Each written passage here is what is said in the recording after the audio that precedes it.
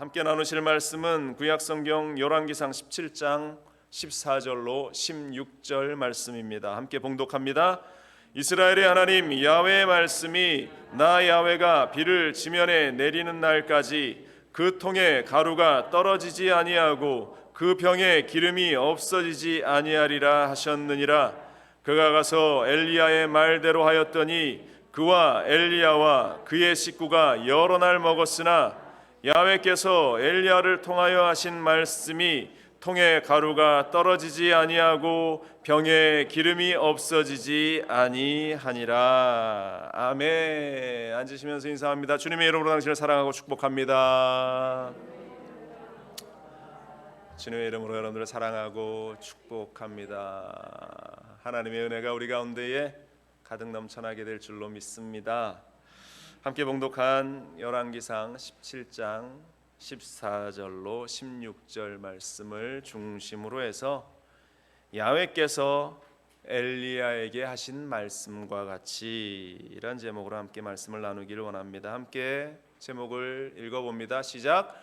야훼께서 엘리야에게 하신 말씀과 같이. 야훼께서 엘리야에게 하신 말씀, 엘리야를 통하여 하신 말씀과 같이 되었다. 뉴스를 보시고 또 제가 우리 카톡방에 공지해드린 그 여러 가지 소식을 들으시면서 지난 금요일 우리 여의도 순복음교회 또 설립자시고 또 원로 목사이신 영산 조영기 목사님 천국 가신 소식을 여러분들 다 들으셨을 거예요. 장례 일정이 이제 지난 금요일까지 한국 시간으로 금요일까지 토요일 아침까지죠. 토요일 아침까지 해서 마무리가 됐습니다. 영적인 아버지이자 스승이신 분이 이제 천국 가셨기 때문에 마음이 굉장히 어렵고 힘들었어요. 마음 같아서는 정말로 한달음에 달려가서 그 빈소를 지키고 또 함께 장례에 참여하고 싶었지만 지금 팬데믹 상황인지라 한국에서도 장례가 49명밖에 그 장례 예배에 참석하지 못하는 그런 제한적인 영향이 있고 또 격리도 해야 하는 여러 가지 사회적인 상황이 있어서 참석하지 못했는데 우리 시카고 지역에도 순복음 시카고 교회에 이제 우리 조문소를 마련해서 많은 분들이 오셔서 그곳에서 또 먼저 가신 조영기 목사님 기억하면서 함께 기도하고 또 지난 금요일에는 함께 모여서 추모 예배 한 60명 70분 정도 성도들이 모여서 또 목회자들이 모여서 함께 기억하며 예배하면서 장례 일정을 잘 마쳤습니다. 함께 참석해 주시고 또 기도해 주시고 기억해 주신 여러분들께 감사드립니다. 이 조영기 목사님을 이렇게 생각하면서 지난 한 주간 그분을 통해서 그 역사의 현장, 하나님께서 만들어 가신 그 사역의 현장 속에서 얼마나 많은 일들을 이루셨는가라는 사실을 다시 한번 기억할 수 있었는데요. 우리 하나님께서는 각 시대에 또 각 상황 속에서 하나님께서 그 일을 맡기시는 그 하나님의 사람들을 통해서 계속적으로 일해 오셨죠. 구약의 선지자들을 통해서 또 예언자들을 통해서 또 제사장들을 통해서 하나님이 부르신 그 사람들을 통해서 하나님께서 그 일들을 이루어 가셨습니다. 그들이 하나님의 말씀을 대언하는 그 과정들을 통해서 하나님의 뜻을 알게 했고 또 더불어 하나님이 그 일을 이루시고 하나님의 때에 성취하셨음을 우리가 역사를 통해서도 발견을 하고 또한 그 모습을 보면서 살아계신 하나님을 찬양하고 하나님께 영광 돌렸던 우리의 모든 삶의 모습, 우리 인생들의 모습들을 우리가 생생하게 기억하고 있는데요. 예수님 당시에도 예수님께서 사역을 감당하실 때 얼마나 예수님께서 하나님의 뜻을 이어받아서 하나님의 뜻을 붙들고 열심히 사역을 감당하셨는지 성경에 많이 기록되어 있죠. 많은 사람들이 그 말씀을 따라가면서 기적을 누렸고 축복을 받았습니다. 그런데 예수님께서 늘 가슴 아파하셨던 것이 자신의 고향에서는 많은 사람들이 오히려 예수님을 대적하고 예수님의 말씀을 하나님의 말씀을 받아들이지 않았던 그 장면, 그 사건들을 보면서 예수님께서 가슴 아파하시면서 이렇게 말씀하신 적이 있어요. 누가복음 4장 24절로 27절에 또 이르시되 내가 진실로 너희에게 이르노니 선지자가 고향에서는 환영을 받는 자가 없느니라. 내가 참으로 너희에게 이르노니 엘리야 시대에 하늘이 3년 6개월간 닫히어 온 땅에 큰 흉년이 들었을 때에 이스라엘에 많은 과부가 있었을 때 엘리야가 그중 한 사람에게도 보내심을 받지 않고 오직 시돈 땅에 있는 사렙다의 한 과부에게 뿐이었으며, 또 선지자 엘리사 때에 이스라엘에 많은 나병 자가 있었으되 그 중에 한 사람도 깨끗함을 얻지 못하고 오직 수리아 사람 나만 뿐이었느니라. 예수님께서 안타까운 마음에 이러한 말씀을 하신 거예요. 주님이 하신 말씀입니다. 하나님께서 은혜를 주시기 위해 하나님의 말씀을 대언할 수많은 사람들을 인생의 현장에, 삶의 현장에 보내시는데, 이를 받아들이고 아멘하는 사람은 이방인일지라도 그들이 하나님의 기적을 경험하고 축복을 경험했다라는 것이죠. 그런데 아무리 택함을 받은 백성이다, 먼저 믿은 백성이다, 하나님의 은혜를 받은 백성이다라 할지라도 그들이 그 하나님의 말씀을 받지 못하고 그들이 하나님의 뜻을 거부할 때에 결국 그들은 하나님의 자녀가 될 수 없다라는 사실을 우리 예수님께서 강조하셨다라는 사실입니다. 우리의 삶이 하나님이 나에게 주신, 또한 하나님이 허락하시는 그 말씀들을, 또한 하나님이 우리를 찾아오시는 그 사건들에 대해서 우리가 순종하느냐 그렇지 않느냐에 따라서 우리의 삶이 기적으로 넘쳐나는 삶을 살아가느냐, 우리 인생이 하나님의 축복으로 가득 찬 삶을 살아가느냐, 그 판가름이 결정난다라는 사실을 우리는 늘 기억해야 할 줄로 믿습니다. 때로는 우리가 너무 교만해서, 때로는 우리가 너무 많은 것을 안다고 자부하기 때문에 내가 믿음에 대해서, 내가 신앙에 대해서 이렇게 잘 아는데 네가 뭐라고 나에게 이러한 이야기를 하냐, 내가 무슨 이야기를 들을 수 있겠느냐, 그렇게 교만한 마음으로 우리가 신앙을 지켜나가려고 할 때도 많이 있다라는 것입니다. 그러나 여러분들, 우리 하나님이 원하시는 그 마음은 결코 그러한 일이 아니라 하나님의 말씀에 또 낮아지고 또 겸손하고 또 순종하는 마음으로 서 있기를 원하는 것이 우리 하나님의 마음인 줄로 믿습니다.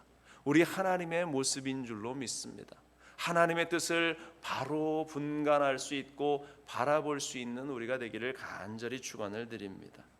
제가 이 말씀을 계속 묵상하면서요, 이 사사시대의 미가의 가정의 모습이 계속 떠올랐는데요, 이 미가가 한 레위 소년을 자신의 집에 제사장으로 삼아서 본인이 사례를 주면서 월급을 주면서 자신의 가정을 축복하는 도구로 사용했던 그 사건이 사사기에 기록되어 있어요. 이런 장면입니다. 사사기 17장 10절에 미가가 그에게 이르되 내가 나와 함께 거주하며 나를 위하여 아버지와 제사장이 되라. 내가 해마다 은열과 의복 한 벌과 먹을 것을 주리라 하므로 그 레위인이 들어갔더라.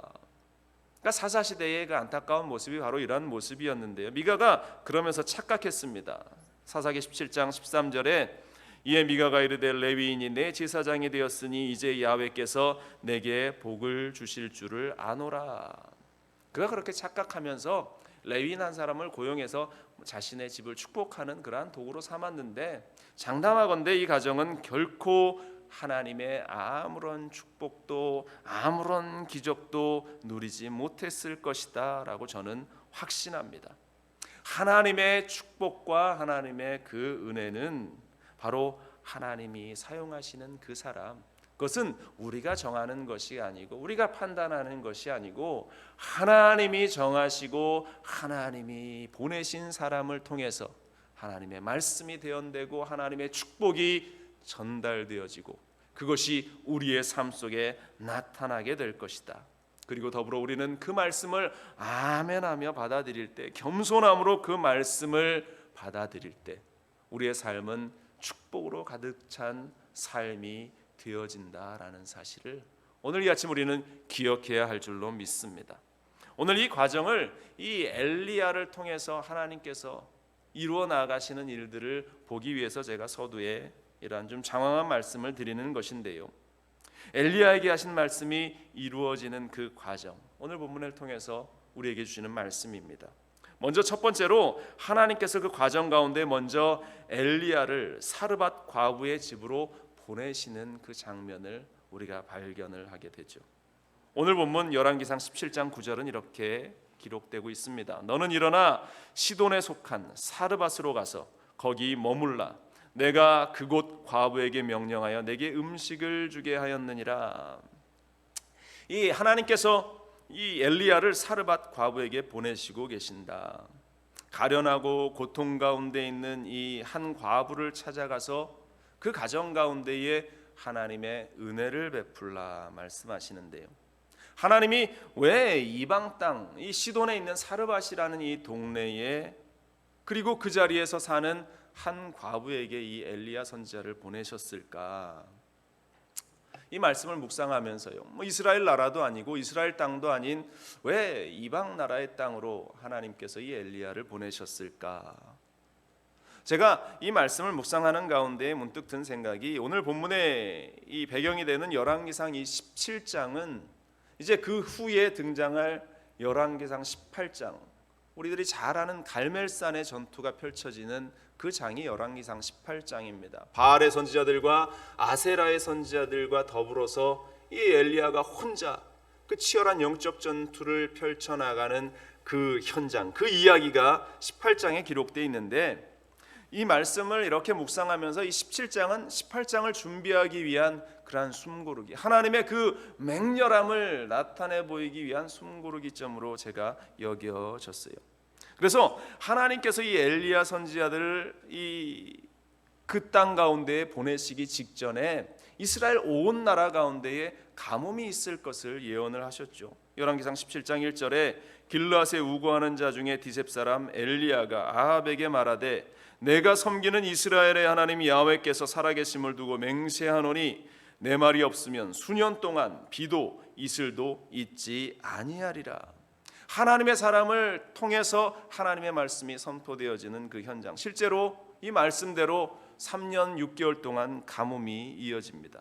그 기간 동안 하나님께서 이 엘리야를 먹이시고 입히시고 살피시는, 까마귀를 통해서 먹이셨던 사건이 있은 후에 이 사르밧 과부에게로 이 엘리야를 보내시는데요, 이스라엘에도 수많은 나라가 있고 그 땅 가운데에도 어려움과 고통을 당하는 수많은 사람들이 있는데 왜 하나님께서 굳이 시돈 땅 그 사르밧으로 이 엘리야를 보내셨을까? 바로 이 가뭄의 현장 가운데에, 이 가뭄의 현장 가운데에 단지 한 사람을 먹이시고 입히시고 이 엘리야 선지자를 지키시고자 하시는 그러한 뜻이라기보다는 그 가운데에 하나님이 일이 진행되어져 나가는 것을 보게 하시는 것이다. 이 사르밧이 속해 있던 이 시돈이라는 지역은 이 그들의 왕을 이 앳바알이라는 명칭으로 불렀습니다. 앳바알이라는 명칭의 뜻은 바알이 그와 함께 있다라는 그러한 의미예요. 이스라엘 북쪽 위에 시돈이라는 이 우상 숭배가 가장 맹렬했던 그 땅, 그래서 이스라엘 백성들도 이 시돈 사람들이 섬겼던 바알과 아세라를 섬겼는데, 이 바알이 의미하는, 아세라가 의미하는 것이 무엇이냐면 바알 신은 자신들이 생각하기에도 풍요를 주는 신이다라고 해서 그들이 우상을 숨겼고, 아세라는 비를 내리는 신이다라고 생각해서 그들이 바알과 아세라를 섬겼습니다.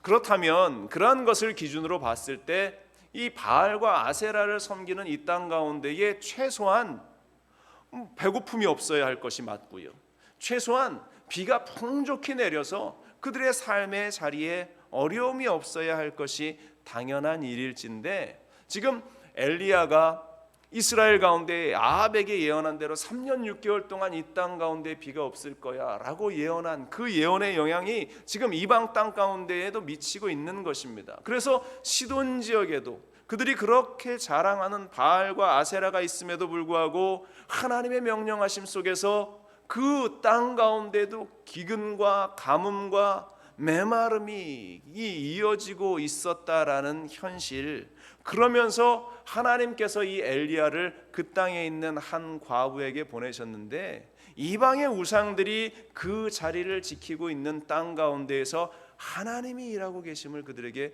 보여주시기 원하셨다라는 사실을 저는 깨닫게 되었어요. 바알이 있는 그 땅 가운데에 우상 숭배가 만연한 그 땅 가운데에 그 우상이 그들이 섬겨나가는 그 모든 것들이 헛된 것이다 라는 사실을 하나님께서 이 엘리야를 그 시돈 땅에 보내시면서 사르밧에 있는 한 과부에게 보내시면서 그 일들을 사람들에게 알게 하셨던 것이죠. 그리고 특히 하나님을 버리고 우상을 섬기는 그 아합과 이스라엘 백성들에게 봐라, 참 하나님은 바알이 아니고 아세라상이 아니고 오직 하나님이지 않느냐, 이 사실을 깨닫게 하기 위해서 이 이후에 이제 갈멜산에 모여서 그러한 치열한 전투조차 일어나기 전에 회개하고 돌아오기를 원하시는 그러한 하나님의 마음이 이 사건들을 보면서 이 사르밧 과부를 먹이시고 그들을 케어하시는 하나님을 보면서 야, 진짜 하나님은 바알이 아니고 아세라가 아니고 우리 야훼 하나님이구나 라는 사실을 이스라엘 백성들에게 알게 하고자 이방 땅으로 이 엘리야를 보내셨다라는 것입니다. 열왕기상 17장 8절로 9절 다시 보세요. 야훼의 말씀이 엘리야에게 임하여 이르시되 너는 일어나 시돈에 속한 사르밧으로 가서 거기서 머물라. 바알과 아세라가 가뭄을 해결할 수 없다. 그 고통의 현장 가운데 오직 해결자가 되시는 분은 야훼 하나님이다 라는 사실을 오늘 우리에게 보여주시는 겁니다. 여러분들, 우리의 삶의 고통의 현장 가운데에 우리를 지키시는 분은 오직 야훼 하나님, 우리가 섬기는 여호와 하나님임을 여러분들 결코 잊지 말기를 주님의 이름으로 간절히 축원을 드립니다. 우리의 고통의 현장 가운데 그래서 하나님께서 하나님의 말씀을 대언할 사람을 보내시는 거예요. 하나님의 일꾼들을 보내시는 겁니다. 하나님의 사람을 보내셔서 우리의 아픔의 현장, 실패의 현장, 고통의 현장 속에서 하나님이 여전히 일하고 계신다. 하나님이 이 삶의 현장 속에서, 역사의 현장 속에서 함께 걸어 나가고 계신다라는 사실을 우리에게 보여주시는 겁니다. 여러분들의 인생의 현장 속에서 그렇게 함께 일하시는 하나님, 여러분들을 찾아와 만나주시는 그 하나님을 볼 수 있기를 주님의 이름으로 간절히 축원을 드립니다. 오늘 본문에 등장하는 이 사르밧 과부의 상황이 얼마나 비참했는지 열왕기상 17장 12절은 이렇게 기록합니다. 그가 이르되 당신의 하나님 야훼께서 살아계심을 두고 맹세하노니 나는 떡이 없고 다만 통에 가루 한 움큼과 병에 기름 조금뿐이라. 내가 나뭇가지 둘을 주어다가 나와 내 아들을 위하여 음식을 만들어 먹고 그 후에는 죽으리라. 얼마나 가뭄이 심각했으면 이제 한 번 먹으면 내가 이제 더 이상 먹을 것이 없어서 굶어 죽게 될 상황이다. 자신의 그 처참한 상황을 이야기하는데요. 우리의 삶이 이렇게 어려워지면 어떻습니까? 세상 사람들은 우리 곁에 오는 것이 아니라 우리를 훌 떠나가요. 우리가 조금 넉넉하고 가진 것이 있고 우리에게서 무언가 얻을 것이 있으면 사람들이 모여들지만 결국 빈손이 되고 빈털터리가 되고 아무 것이 없으면 세상 사람들은 다 우리 곁을 떠난다라는 것입니다. 그런데 우리 하나님께서는 그렇지 않다. 탕자의 경우를 보아도 우리가 알죠. 누가복음 15장 13절에 그 후에 며칠이 안 되어 둘째 아들이 재물을 다 모아가지고 먼 나라에 가서 거기서 허랑방탕하여 그 재산을 낭비하더니 다 없앤 후 그 나라에 크게 흉년이 들어 그가 비로소 궁핍한지라. 말씀드린 대로 돈이 떨어지고 먹을 것도 없고 흉년이 들면서 경제가 바닥치니까 세상 친구들은 다 이 탕자를 떠나갔습니다. 돌보지 않습니다. 그러나 우리 하나님은 내가 힘들고 어렵고 고통스러울 때에 오히려 우리를 찾아와 만나 주신다라는 사실입니다. 하나님의 사람을 보내셔서 우리를 위로하신다라는 것입니다. 하나님께서 찾아오셔서 우리를 도와주신다. 창세기 28장에 보면 야곱이 그의 고향집을 떠나서 삼촌 라반의 집으로 피난의 길을, 형 에서를 도망쳐서 떠나는 그 장면이 등장을 하고 있습니다. 형 에서의 축복권을 가로챘고 의기양양하게 고향을 떠나 나오는데 신나게 달려오다가 이 야곱이 깨달은 것은 자신의 주위에 아무도 없다라는 것을 깨닫죠. 철저하게 혼자가 되었던 그 장면. 그가 축복권을 가지게 될 때는 이제는 내 인생은 뭔가 확실하게 변화되게 될 것이다 라는 기대를 가지고 그가 떠나왔는데 아무것도 없고 그 밤에 홀로 외로와 치를 떨고 있었던 그때에 하나님께서 이 야곱을 찾아와 주셨다라는 것입니다. 창세기 28장 13절에 또 본즉 야훼께서 그 위에 서서 이르시되 나는 야훼니 너의 조부 아브라함의 하나님이요 이삭의 하나님이라. 내가 누워있는 땅을 내가 너와 내 자손에게 주리니 내 자손이 땅에 티끌같이 되어 내가 서쪽과 동쪽과 북쪽과 남쪽으로 퍼져나갈지며 땅의 모든 족속이 너와 내 자손으로 말미암아 복을 받으리라. 내가 너와 함께 있어 내가 어디로 가든지 너를 지키며 너를 이끌어 이 땅으로 돌아오게 할지라. 내가 내게 허락한 것을 다 이루기까지 너를 떠나지 아니하리라 하신지라. 야곱이 하나님을 찾은 것이 아니라 그 외로움과 고통의 현장 속에서 하나님께서 야곱을 찾아와 주셨다. 천사를 보내셔서 그 하나님의 위로함을 그가 얻게 되었다. 20년의 세월이 지나서 고향으로 돌아오는 길에도 마찬가지였어요. 창세기 32장 28절에 그가 이르되 내 이름을 다시는 야곱이라 부를 것이 아니요 이스라엘이라 부를 것이니 이는 내가 하나님과 및 사람들과 겨루어 이겼음이라. 외롭고 힘든 그때에 세상 사람들은 다 떠나갔지만 주님이 찾아오시고 우리 하나님께서 나를 만나 주신다라는 사실, 나와 함께 하신다라는 사실, 여러분들 이 어려운 시간에 더욱 그 주님을 바라보시고 주님이 보낸 그 사람들과 함께 믿음을 세워나가는 우리가 될 수 있기를 간절히 축원을 드립니다. 두 번째로 오늘 성경은 이 하나님이 보내신 사람 이 엘리야를 통해서 축복의 메시지를 전하게 하시는 그 하나님을 발견하게 됩니다. 열왕기상 17장 14절에 이스라엘의 하나님 야훼의 말씀이 나 야훼가 비를 지면에 내리는 날까지 그 통에 가루가 떨어지지 아니하고 그 병의 기름이 없어지지 아니하리라 하셨느니라. 지금 엘리야가 사르밧 이 과부 한 번 먹으면 이제 그 먹을 것이 떨어져 죽기만을 기다려야 하는 이 과부에게 전하고 있는 이 메시지, 가뭄의 현장에 통에 가루가 떨어지지 않을 거야. 가뭄의 현장 가운데에 너의 집에 기름이 마르지 않을 거야. 여러분들 지금 이 과부의 상황 속에서 이보다 축복된 메시지가 어디에 있겠습니까? 이보다 더 가슴 설레이는 이야기가 어디에 있겠는가? 하나님께서는 이 엘리야와 같이 또 이스라엘을 인도했었던 모세와 같이 하나님이 허락하시는 그 사람에게 그 종들을 통해서 하나님의 말씀을, 복음을, 기쁨의 소식을 고난 가운데에, 고통 가운데에, 아픔 가운데 있는 사람들에게 전하신다라는 사실입니다.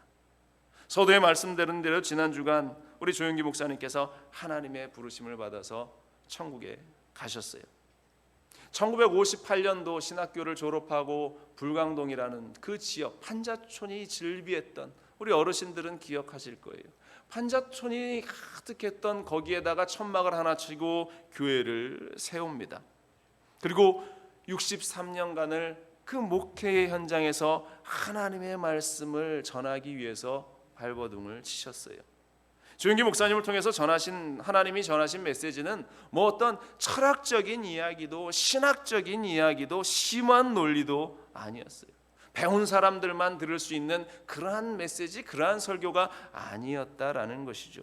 그 말씀의 핵심은 요한삼서 2절입니다. 사랑하는 자여 내 영혼이 잘된 같이 내가 범사에 잘되고 강건하기를 간구하노라. 이 말씀을 중심으로 해서 오중복음, 중생, 성령 충만, 신유, 축복, 재림, 이것은 저희 교단의 핵심이 되는 그러한 교리죠. 그리고 이어서 삼중 축복으로 영혼이 잘되고 범사가 잘되고 강건하게 되는 그러한 삶이라는 것을 통해서 신학적인 적용, 메시지를 전하셨습니다. 그리고 그것을 신학화해서 4차원의 영성으로 생각과 꿈과 믿음과 말을 통해서 하나님이 주시는 새로운 삶을 얻어 누리라라고 하는 것이 하나님께서 이 조영기 목사님을 통해서 주신 그러한 메시지예요. 그것이 그분이 전한 메시지의 전부입니다. 다시 말해서 쉽게 말하면 구원받은 하나님의 은혜 가운데에 부르심을 받은 우리 인생들은 우리의 영과 혼과 육의 하나님의 축복을 누리는 자가 되어야 한다. 그를 위해서는 우리의 생각이 부정적이고 좌절 가운데 절망 가운데 있는 생각을 가지고 우리가 피폐한 인생을 살아가는 것이 아니라 우리의 생각을 변화시키고 우리의 말을 변화시키고 우리의 믿음을 변화시키고 하나님이 주는 꿈을 가지고 내가 잘 살고 복받고 성령으로 충만하고 은혜 가운데 사는 삶을 살아가라. 그러한 도전의 메시지를, 하나님께서 주신 메시지를 늘 선포하시는 것이에요. 때로는 너무나 똑같은 말씀들이 반복되어지는 것처럼 우리가 지겹게 여겨지고 힘들게 여겨졌지만, 그러나 그 말씀, 그 메시지를 아멘하고 받아들인 자들은 6.25 전쟁 이후에 한국이 얼마나 가난하고 고통 가운데 살았습니까? 정말로 속된 말로 피죽도 못 얻어먹을 그러한 시절을 살아가고 있는 그때에 이 하나님의 말씀을, 목사님을 통해서 대언되는 말씀을 아멘으로 받아들이면서 그래, 나의 영이 잘 돼야지, 나의 육신에 하나님의 복이 임해야지, 나의 환경에도 하나님의 축복이 임해야지, 그렇게 소망을 가지면서 기도했던 사람들이, 기도했던 대한민국 수많은 백성들이, 아니 그 땅이 얼마나 하나님의 축복 가운데에 복받는 나라가 되었는지, 이것은 단지 그냥 우연히 우리나라 가운데, 우리 땅 가운데 주어진 것이 아니라 그렇게 하나님의 말씀을 받아들이고 하나님의 말씀이 대언되어지는 현장 속에서 아멘 하면서 그 말씀에 순종했던 그 인생들에게 보여주신 하나님의 기적의 역사였다라는 사실입니다. 우리 하나님께서 그 종을 사용하셔서 하나님의 말씀을 전하게 하셨다. 지금 보세요. 대한민국이 얼마나 잘 사는 나라가 되었는지, 대한민국이 얼마나 부자의 나라가 되었는지. 제 어릴 적 기억만 이렇게 떠올려도 정말로 힘든 시간들이 많이 있었습니다. 제 꼬마 때에도 넉마주의라고 해서 이 뒤에 큰 대나무처럼 만든 그 가방 같은 것을 들쳐매고 집게를 들고 다니면서 이렇게 신문지를 주스러 다니는 그러한 사람들이 있었어요. 정말로 다들 쉽지 않은 삶을 살았던 그때에 우리 성도님들이 얼마나 주님의 말씀을 사모하고 순종했는지. 목사님들이 집에 신방 온다고 하면 정말로 하나님을 모시듯이 정성을 다해서 준비하면서 오늘은 목사님을 통해서 우리 하나님께서 어떠한 말씀을 주실까 기대하면서 함께 모였던, 그래서 그 좁은 방 안에 모여서 말씀을 사모하면서 박수치면서 힘차게 기도하고 예배하고 하나님의 은혜를 갈구하며 사모했던 그 시절의 모습이 기억이 납니다. 그리고 나서는 국수 한 사발 끓여서 목사님과 성도들이 함께 국수 나눠 먹으면서 너무나 즐겁게, 너무나 기쁘게 하나님을 예배하고 또 하나님의 은혜를 소망했던 그러한 기억들이 생각이 나는데요. 하나님께서 그러한 사람들에게, 그러한 인생들에게 얼마나 많은 복을 허락해 주셨는지. 사랑하는 여러분들, 우리 하나님께서는 하나님이 허락하신 하나님의 백성, 또 하나님이 사용하시는 그 주의 종들을 통해서 하나님의 말씀을 대언케 하십니다. 전하게 하십니다. 그 축복의 말씀을 전하라고 하십니다. 그때 우리들은 아멘 하면서 그 말씀을 받아들이면서 축복을 누리는 자들이 되어야 할 줄로 믿습니다. 마찬가지로 회개의 메시지도 마찬가지예요. 우리가 잘못하고 우리가 온전한 길을 걸어 나가지 못할 때에 회개의 메시지를 전할 때 마찬가지로 우리가 아멘 하면서 회개의 자리로 다시 돌아서서 주님께로 돌아올 때 하나님께서는 우리의 삶을 회복해 주실 줄로 믿습니다. 이러한 자들에게 하나님의 기적이 임하는 겁니다.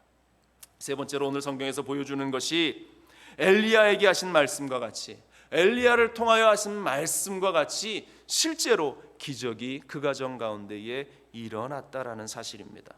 15절 말씀 보세요. 그가 가서 엘리야의 말대로 하였더니 그와 엘리야와 그의 식구가 여러 날 먹었으나 야훼께서 엘리야를 통하여 하신 말씀과 같이 통에 가루가 떨어지지 아니하고 병에 기름이 없어지지 아니하니라. 만약에 하나님의 사람인 이 엘리야를 통해서 말씀이 선포됐어요. 말씀이 선포됐는데 이 말씀이 이루어지지 않고 그냥 선포된 걸로 끝났다면, 아무런 변화도 아무런 일도 그 가정에 일어나지 않았다면 그보다 허망한 일이 어디에 있겠습니까? 그것보다 사람을 실망시키는 일이 어디에 있겠습니까? 그런 하나님이라면 아무도 그 하나님을 믿지 않을 겁니다. 그러나 하나님께서는 그 주의 종 엘리야를 통해서 선포하신 그 말씀과 같이 그 가정에 하나님의 기적을 이루어 주셨다. 우리 하나님은 불가능을 가능케 하시는 하나님이신 줄로 믿습니다. 무에서 유를 창조하시는 하나님임을 믿습니다. 없는 것을 있는 것처럼 부르시는 하나님임을 믿습니다. 약한 것들을 들어서 강한 것을 부끄럽게 하시는 하나님이심을 확신합니다. 솔직히 이 사르밧 과부가 엘리야가 그렇게 말했을 때에 그 말을 확신하면서 믿었겠는가? 하나님을 알지 못하는 그 여인이 어떻게 그 말을 믿을 수 있었겠어요? 어떻게 그 말을 확신할 수 있었겠습니까?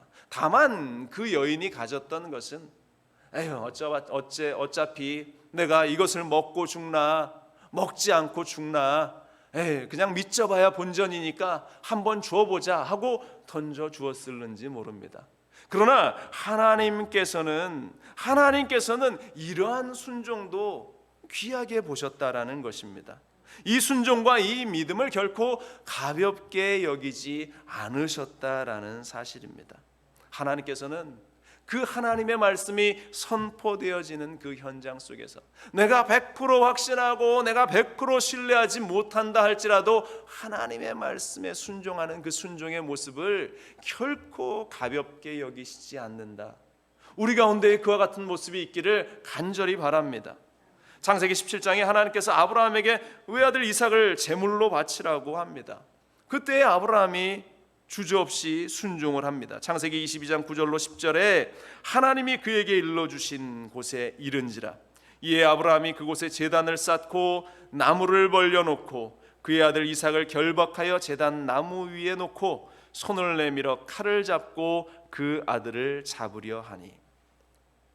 이 순종의 모습, 아브라함이 어떠한 마음을 가졌겠는가 우리는 짐작할 수 없죠. 천국에 가서 아마 아브라함에게 한번 물어보고 싶은 그러한 질문 가운데에 하나가 될 겁니다. 당신이 무슨 마음으로 그때 아들을 결박해서 아들을 향해서 칼까지 번쩍 들었는가? 그런데 중요한 것은 하나님께서 이러한 아브라함의 액션, 이러한 아브라함의 걸음, 이러한 아브라함의 순종을 귀하게 보셨다라는 것입니다. 그래서 하나님께서는 그에게 더 좋은 것으로, 더 풍성한 것으로 그에게 허락하여 주셨다. 사도 바울은 로마서 8장 28절에 고백합니다. 우리가 알거니와 하나님을 사랑하는 자 곧 그의 뜻대로 부르심을 입은 자들에게는 모든 것이 합력하여 선을 이루느니라.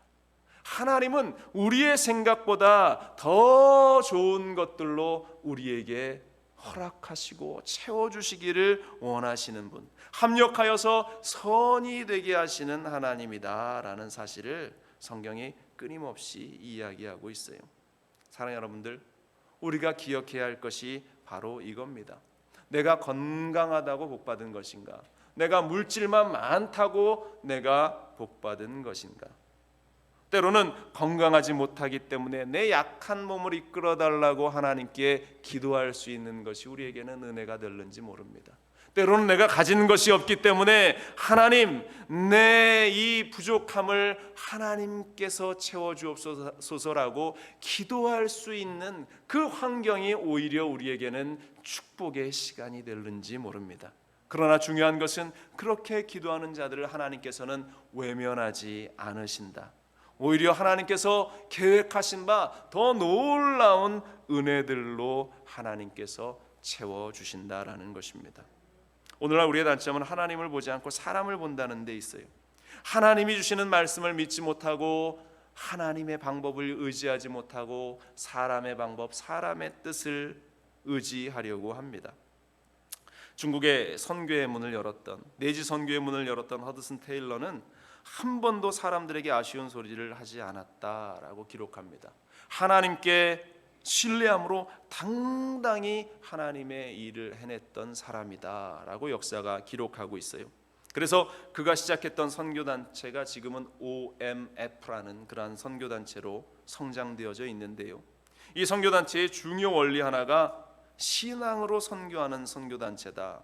그래서 여기에 속한 선교사들은 내가 무엇이 필요합니다라고 다른 중보자들에게 이야기할 수 없다. 이것이 그들 가운데의 철칙이다라고 하는 이야기를 들었습니다. 사람들 앞에서 자기 필요를 이야기할 수 없게 되어 있는 것이 이 선교단체의 철칙입니다.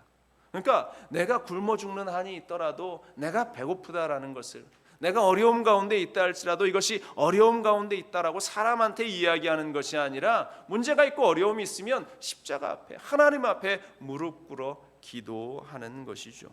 그런데요, 그렇게 기도하는 선교사들에게 이 선교단체에 단 한 사람도 배고파 또 고통 가운데에서 선교의 사역을 완수하지 못한 일이 단 하나도 없다라고 간증하는 이야기를 제가 들었습니다. 오늘날 우리들은 나에게 다가오는 그러한 어려움들을 사람이 알아주기를 원해요. 나에게 있는 그러한 부족함을 사람이 알아주기를 원해서 그것들을 자꾸만 나타내 보이면서 동정을 얻으려고 하고 있습니다. 그러나 여러분들이 잊지 말아야 할 것은 우리가 사람의 동정을 얻는 것이 아니라 하나님 앞에서 하나님이 우리를 가여이 여기시고 불쌍히 여기시며 우리를 찾아와 주시고 우리를 만나 주시고 말씀을 주시고 약속을 주시고 그 일을 이루어 나가실 수 있도록 하나님께 맡기는 우리들이 되어야 할 줄로 믿습니다. 하나님의 능력은 내 생각보다 크고 내 계획보다 넓다. 예레미야 29장은 말합니다. 야훼의 말씀이니라 너희를 향한 나의 생각을 내가 아나니 평안이요 재앙이 아니니라 너희에게 미래와 희망을 주는 것이니라. 너희가 내게 부르짖으며 내게 와서 기도하면 내가 너희들의 기도를 들을 것이요 너희가 온 마음으로 나를 구하면 나를 찾을 것이요 나를 만나리라.